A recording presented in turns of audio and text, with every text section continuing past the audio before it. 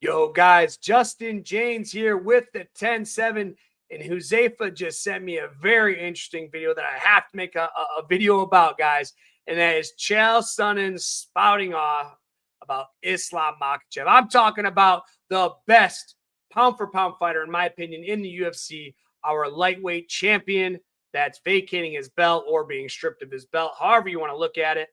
But, guys, essentially, DC comes onto the Chael podcast, and they're talking back and forth about Islam. And, Chael's alluding to the fact that Islam is running away from Ilia Topuria and that he's afraid of him. And, Ilia coming up is the exact reason that Islam is moving to 170.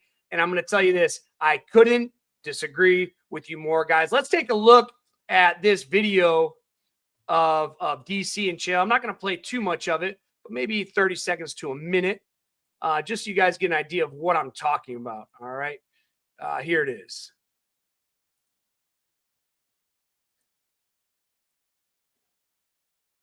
Who's chasing you down? He is willing to. He's talking about Ilia Topuria chasing Islam down. Leave his division behind. He's willing to walk away from his belt to chase you down. You are so interested in getting away from this guy that you not only leave your belt, you leave your division, and the whole thing is only contingent that you don't have to fight Islam. Not for nothing. This is not the way he worded it wrong. It wasn't not to fight Islam. I believe it was not to fight Bilal, but anyways. Champions conduct themselves. I understand what you're saying, and I've seen this thought now. I've seen this idea now, Chael, and I love that. I love when we get into this, right? This is what this is what we're paid for. We just don't do it often. I disagree completely, because here's the deal. By saying that, it almost implies, and you said it, it's an act of cowardice. It almost implies that he's afraid. Not afraid at all. Not afraid. You didn't say those words. Unwilling. But not afraid at all. I'm telling you, he's not afraid. One, you know what happened when he fought Volkanovski, Chael.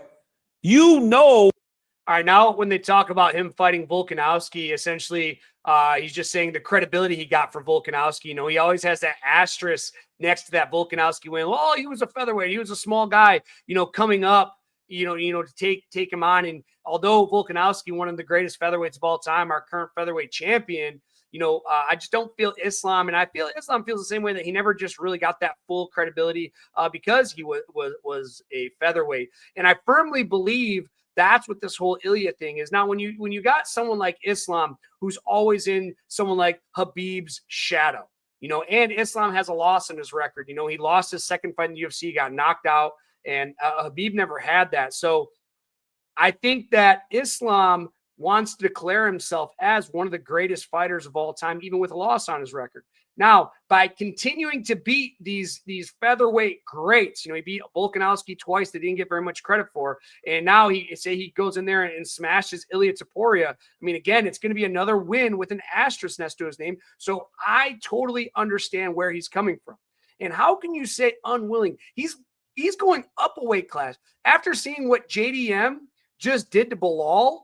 Like, are you kidding me? Like, how is this guy afraid of anything? I think JDM is a much tougher task than Ilia. I think JDM has incredible boxing. He displayed incredible wrestling defense. When he was taken down, he got back up. And I just think JDM is going to be the bigger guy.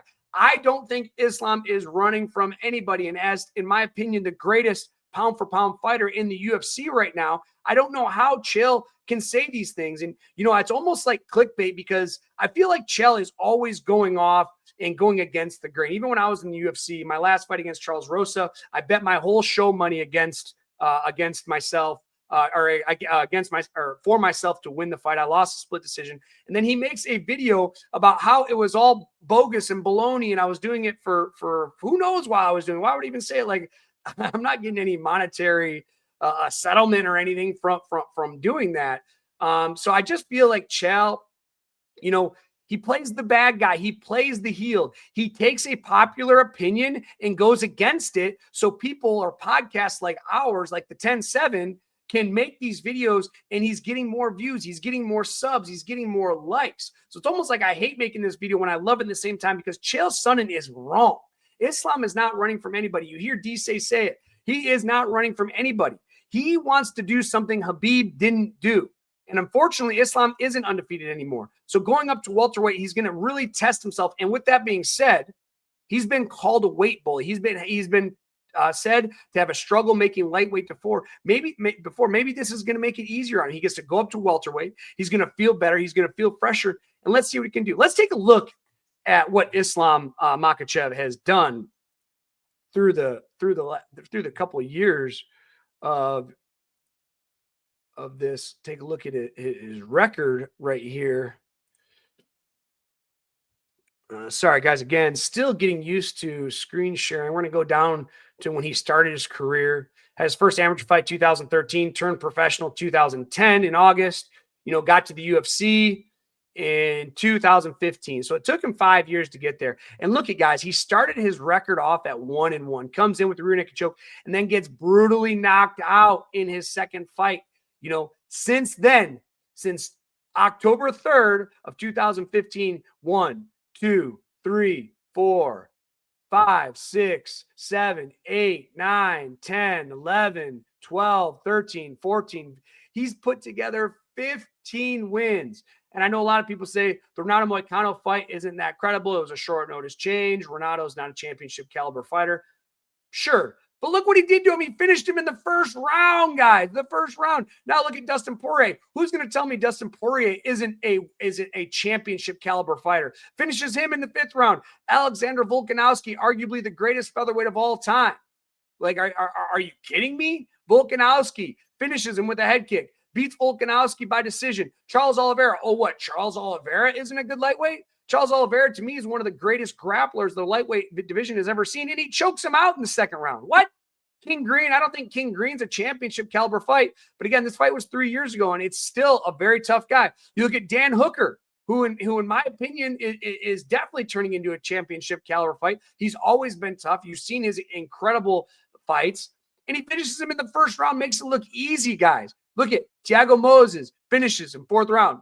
Drew Dober finishes him. Like, this guy is something special. And I think with everyone that's always constantly comparing him to Khabib and comparing him and saying his legacy will never be as good as Khabib because Khabib was undefeated, and he's not.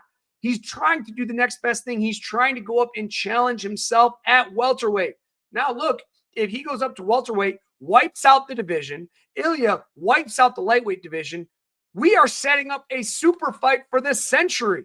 We have two guys, two double champions that have taken over two divisions: featherweight for Ilia Topuria, featherweight for lightweight